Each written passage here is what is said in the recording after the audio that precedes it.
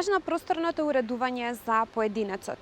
Зошто треба просторното опкружување да биде прилагодено на потребите на човекот и колку просторот е поврзан со благосостојбата, просперитетот и здравието на оние кои што ги опкружува. Исто така ќе говориме за тоа што подразбираме под концептот убав простор и дали попразен или пополн простор е подобар за функционирање. Одговорите на сите овие прашања ги побаравме во источната филозофија. Не само заради тоа што источната филозофија е лулка на цивилизацијското знање, туку и поради тоа што источниот филозоф представува прототип за мислител, односно за мудрец, дури и за западниот човек. Токму од таа причина, денешните мои двајца соговорници се Горан Поповски од Ајурведа МК и Моника Конеска, која што инаку е фенг шуи архитектка. Разговараме денеска на тема просторно уредување според принципите на источната филозофија, а вие ја следите емисијата Мој збор, концепт двоглед.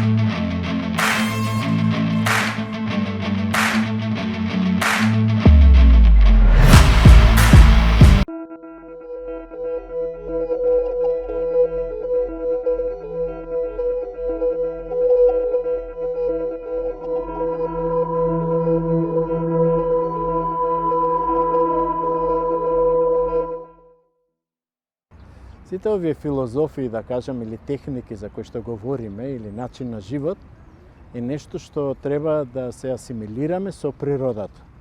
Многу е важно кога градиме, кога правиме или кога создаваме дом, вистински да акумулира од надворешната средина, односно сите енергии, сите елементи што се наоѓаат околу нас и со кои што живееме, да ги вградиме во нашето живење.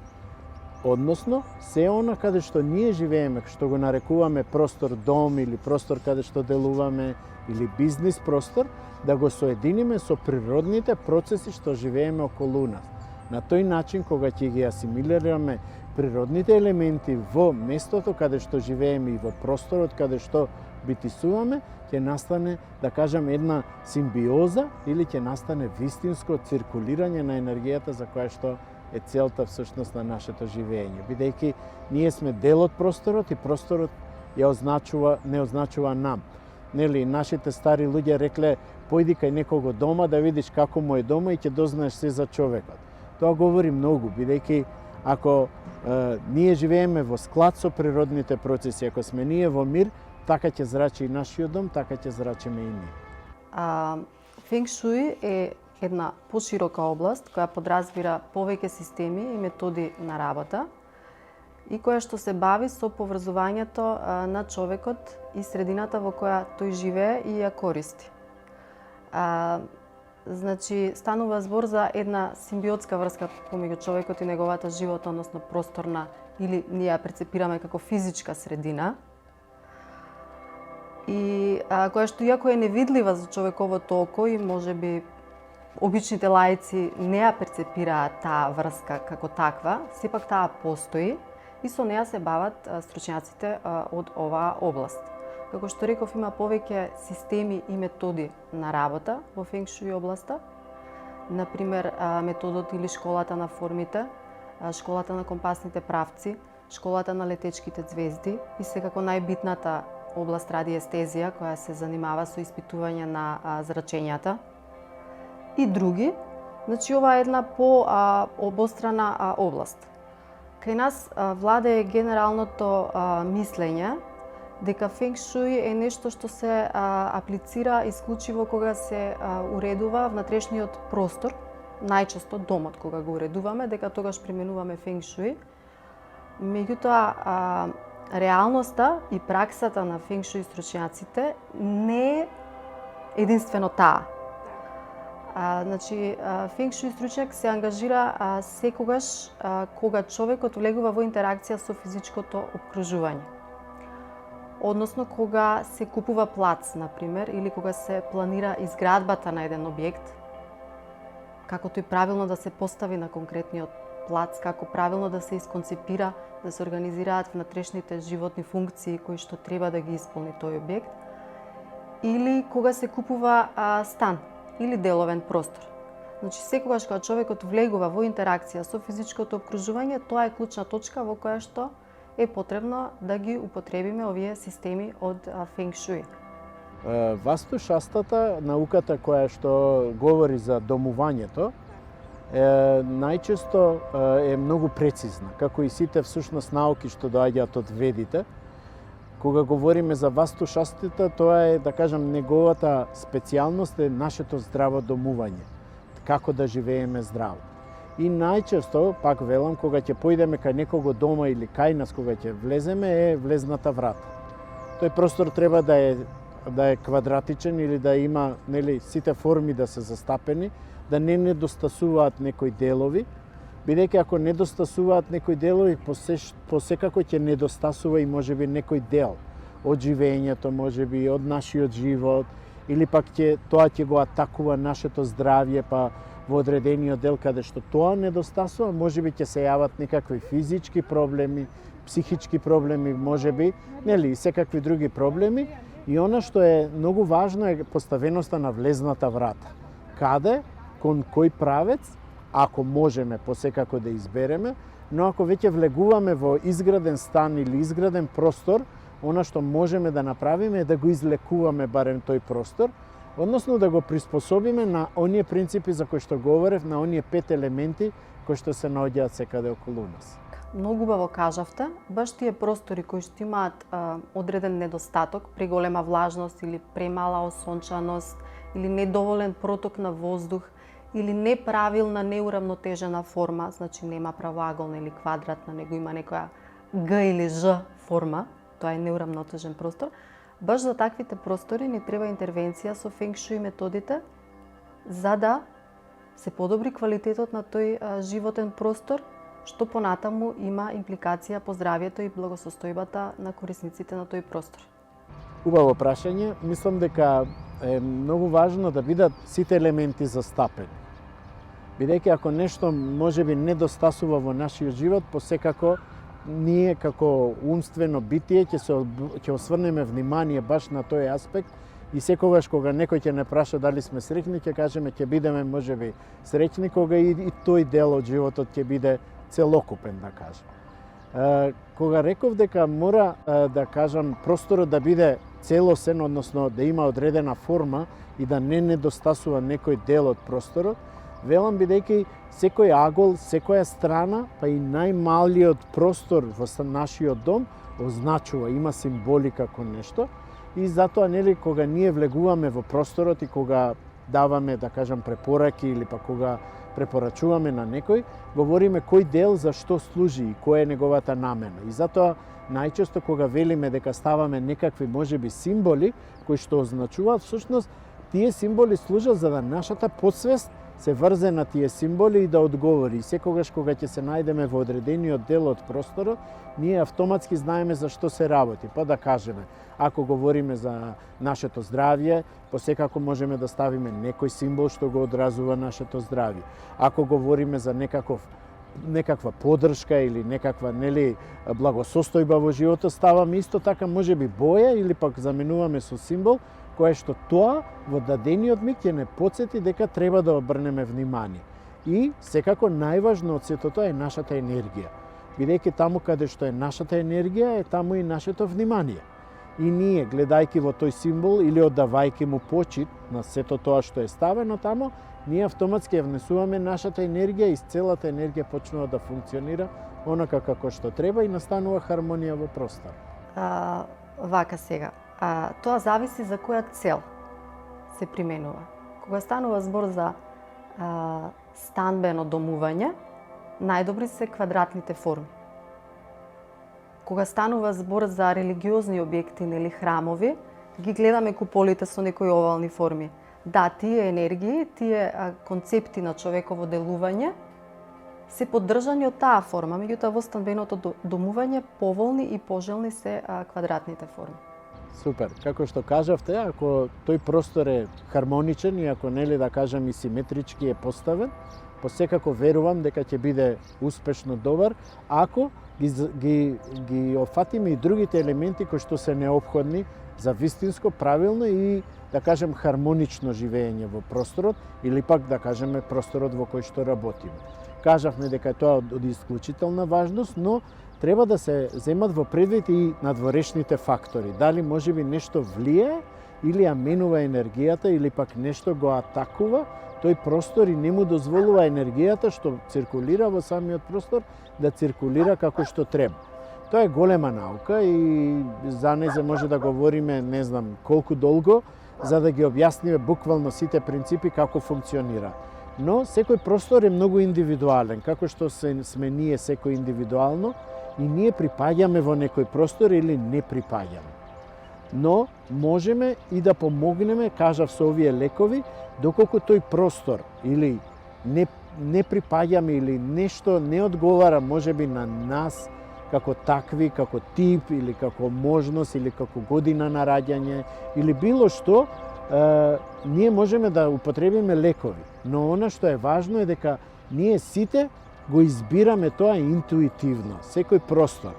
Па, оние што се да кажем старите мудреци велат дека по поминувањето на отприлike околу 6 месеци е потребно да ние всушност се соединиме со просторот и го преземеме позитивното или негативното од просторот.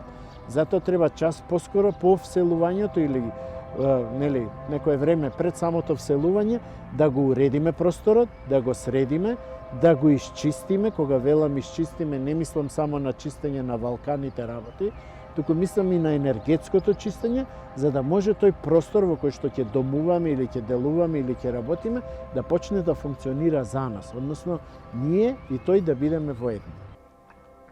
Вака, тоа се малку различни работи. Значи, дали е еден простор убаво уреден и дали нас ни е пријатен за доживување е аспект од дизајн и интериерно уредување. А по фенг шуи, тие аспекти кои што треба да бидат задоволени и исполнети не се видливи за човеково око. Значи, тоа се рефлектира во здравието, благосостојбата и целисходноста, исполнувањето на животните цели на корисниците на тој простор. Фенг шуи таму се рефлектира. Ние со обично око не можеме да го видиме како дизајн и естетика. Фенг шуи стручникот да појаснам што работи.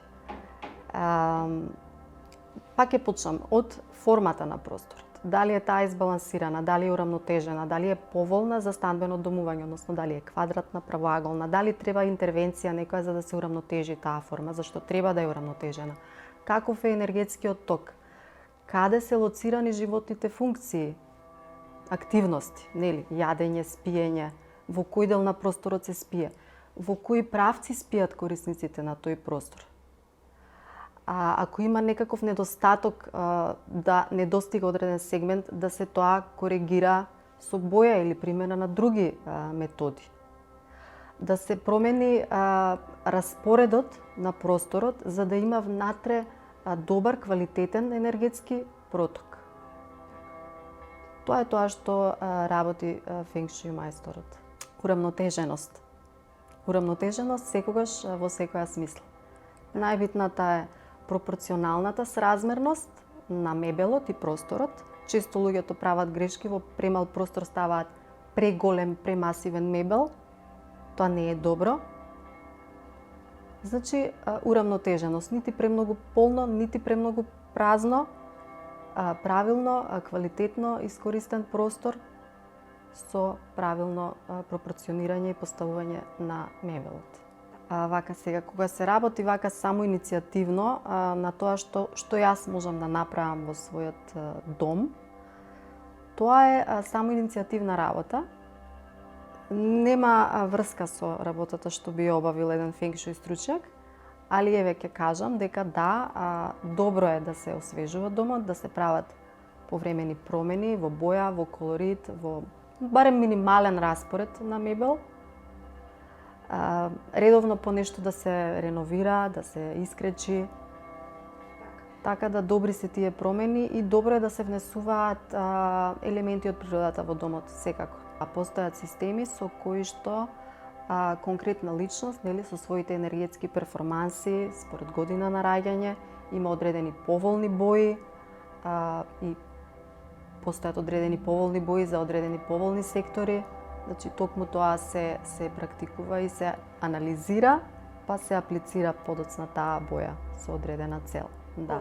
Посекако, празниот простор е подобар за нас, бидејќи енергијата полесно флуктуира и може да се движи во самиот простор. Ако просторот е оптоварен со многу ствари, посекако нели самата енергија исто како и ние во животот, ако сме обкружени со многу проблеми, многу потешко ќе пливаме отколку ако имаме еден и е тој решлив и можеме да одиме понатаму. Секако е добро и едното и другото, да не говориме дека сега по секоја цена просторот мора да биде празен и дека старите ствари носат можеби негативна енергија и треба да ги исфрлиме. Не, напротив, не можеме да кажеме дека ако некоја драга спомен од некој наш близок ни било подарено со нешто и тоа предизвикува убаво чувство кај нас, посекако и ние убавото чувство што го емитираме, самиот предмет или било што и да ќе го впие во себе и ќе почне и тоа да го зрачи.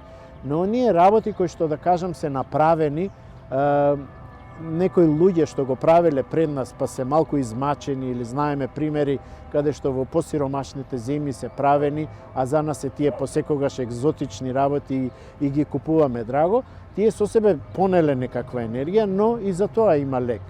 Нештото може да се исчисти и повторно да ни биде да остане во домот и да се користи, да кажем и да користи за нас. Но, пак велам, она што не ни е потребно во домот, посекако час поскоро треба, што не го користиме, час поскоро треба да го извадиме од домот. То фактички не е исто. Сакам да кажам дека не постои генерално фенкшуј. Постои многу специфично фенкшуј, конкретен фенкшуј проект за конкретен простор, за конкретни корисници и за конкретна намена, дали е станбена, деловна, ако е деловна, дали е адвокат, дали е фризерка, дали е архитект, значи се е тоа различно и секој фенкшуј проект е различен уствари. Постојат препораки во однос на компасните правци. Да, одреден правец повеќе одговара за таму да е работна канцеларија домашна, например. Меѓутоа, генерални правила не постојат. Мора да се види тоа во корелација со конкретните корисници и можностите што ги дава тој простор. Во некој простор немаме можност да поставиме домашна канцеларија во северниот сектор, например. Така? Кај нас, како што реков претходно, генерално мнение важи дека се применува само при уредување на домот и тоа дека станува збор за аплицирање на одредени предмети кои што треба да ни донесат среќа, благосостојба. И сето тоа е сведено на ниво на едно суеверие, затоа што луѓето не можат да сватат како сега една жаба или еден слон делува и мене може да ми донесе просперитет. И тоа е навистина легитимна перцепција на потенцијалните клиенти на фенкшуј, да речеме, едноставно неправилно им е пласирана оваа област. Значи, не се работи за поставување на предмети. Правите фенкшуј корекции не се предмети, не е тоа фигура на жаба или на слон. Правите фенкшуј корекции се да се појача, пример, осветлувањето во еден дел на просторот или да се постави елементот на дрво, цвеќиња во поголема количина, или да се постави елементот на вода, аквариум тоа може да биде, или да се аплицира појака боја. Значи, тоа се реални фенкшуј корекции и промени во распоредот на мебелот, односно организацијата на просторот. Тоа се реални фенкшуј корективни средства. Значи, тие фигурите, жаби, слончиња и се останато, имаат влијание на психолошката состојба на корисникот на просторот. Значи, влијаат на тој аспект, на како јас се чувствувам. Но тоа не е директната пракса на фенкшуј системите. Како што веќе кажав, најпрво треба да се ослободиме од работите кои што воопшто не ги користиме, а кои што можеби собираат некаде таму и народски кажано собираат прашина и постојано само ни пречат пред очите, а веќе и не приметуваме дека ги има. Она што требаме најпрвин да направиме е сето тоа да го исчистиме што можеме повеќе е подобро. Исто така, убаво и да го расчистиме малце плакарите, шифонерите, да извадиме се тоа што нам не ни е потребно. И потоа можеме да примениме некои од древните техники за чистење. Има многу, голем број, но наједноставен и најлесен начин е можеби со користење на сол, со расфрлање на сол во станот, по можност ако можеме 24 часа да го напуштиме по расфрлањето на солта, особено треба да обрнеме внимание на сите ивици од нашиот стан. Солта ако може да преноќи уште подобро, 24 часа да биде, потоа кога ќе влеземе во просторот да исчистиме таа сол, да ја складираме и да ја фрлиме на некое безбедно место, бидејќи таа ќе си ја заврши својата функција и ќе абсорбира. Но јас велам не е ни тоа сосема доволно, знаеме дека најдобриот, да кажам, примател на енергиите е водата. Земете обична вода, ставите можеби сол во незе и убаво препришете го секој дел што можеме да го офатиме. Водата и солта се добри ресорбенси и сите тие ќе абсорбираат оваа негативна енергија и на многу брз и лесен начин ќе ја исфрлиме од домот.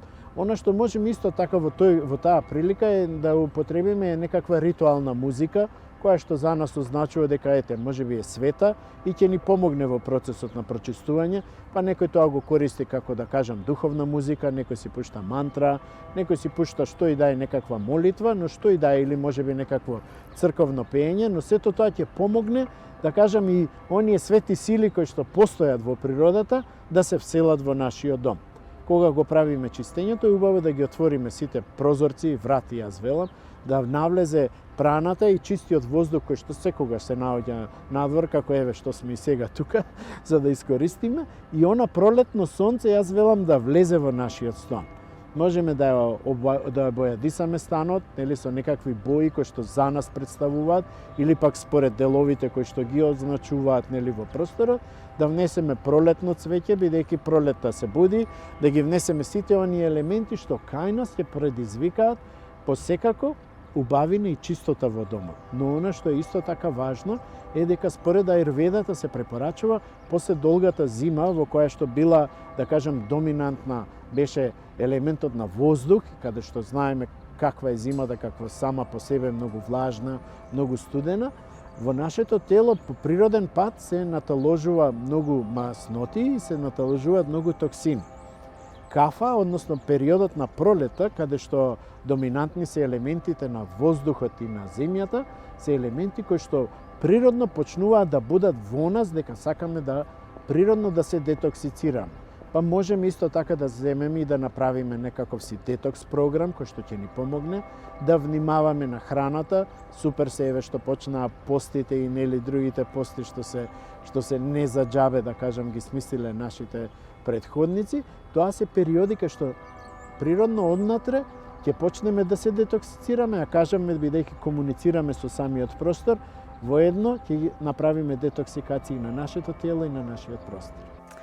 Така, кога зборуваме за доживувањето на просторот, нели како поединци го доживуваме просторот кога влеземе во одреден простор, најбитно е отвореноста на тој простор. Значи, кога влеземе во еден простор, да имаме отворен поглед, односно да гледаме што има таму во тој простор. Да имаме некаква представа за домувањето или деловната активност. Значи, најбитно е да се има отворен поглед, наместо да се има блокада или ѕид или некакви други пречки кои ни го обструираат погледот.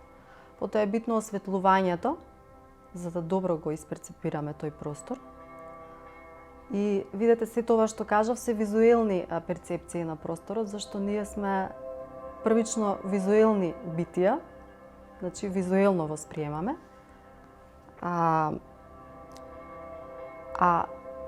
Исто така, многу битна работа при првиот впечаток е среденоста на просторот. Значи, тоа веднаш го доживуваме дали еден простор е среден, хармонично уреден, односно хигиенски чист.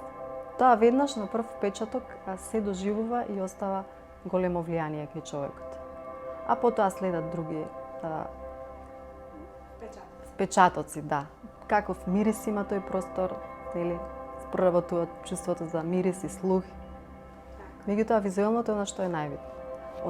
Отворен поглед, добро осветлување и хармонична среденост. Најбитен аспект во оваа област е радиестезијата, односно испитувањето на зрачење. Добро фенг шуи без енергетски заштитено од зрачења станбен простор не постои. Значи, кога би ги ставиле луѓето да живеат на простор каде што има зрачења од подземни води, космички зрачења и други типови на зрачења, да не навлегувам детално, тоа е прашање на живот и смрт. Значи, зрачењата предизвикуваат сериозни психофизички дисбаланс во телото, во организмот на човекот. Значи, тоа е основата на овие системи. Ние мора човекот, одговорни сме човекот да го ставиме да живее и действува во радиестезиски испитан и заштитен од зрачења простор. Тоа би било идеално во нашата држава кога би се правело како обврска при самото проектирање, односно пред изведбата на објектот, меѓутоа не е обврска за жал, тоа е на добра волја на инвеститорот и понатаму крајните корисници ангажираат радиестезист за да се испитаат зрачењата. Меѓутоа треба да биде нешто задолжително. Благодарам, секогаш ми е задоволство, бидејќи разговорот со вас ми е секогаш уметност. Благодарам многу. Фала ви за поканата. Од разговорот со моите двајца денешни гости, со Горан Поповски од Ајурведа МК и со Моника Конаска, фенг шуи архитектка, дознавме дека начинот на кој што е уреден просторот значително влијае врз благосостојбата, особено менталното здравје и секако просперитетот на поединецот. Но за тоа постојат и конкретни техники во рамките на фенг шуи и васту шастрата, кои што се применуваат за да се постигнат овие и задоволат овие потреби на човекот. Исто така дознавме дека убав простор не е само простор кој што е функционален, туку и простор кон кој што имаме субјективно чувство на пријатност. Секако попразен простор е подобар отколку преполн простор со ствари кои што фаќаат прашина или кои што едноставно ги користиме само за складирање. Почитувани, ја следавте емисијата Мој збор, концепт двоглед на тема принципи на уредување на просторот според источната филозофија. Јас со нетрпение очекувам нашата следна средба која што ќе се случи идната недела на истото место и во исто време.